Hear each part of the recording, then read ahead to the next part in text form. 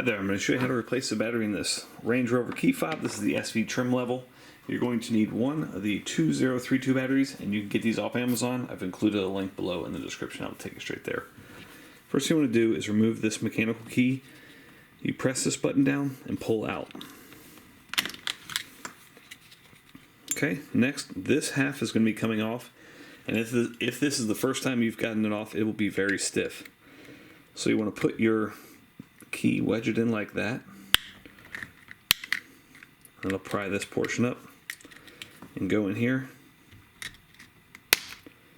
pry it out like that. You can see it's on there very stiff. You can take your key, push out the dead battery. The new battery goes in positive side facing upward, just like that.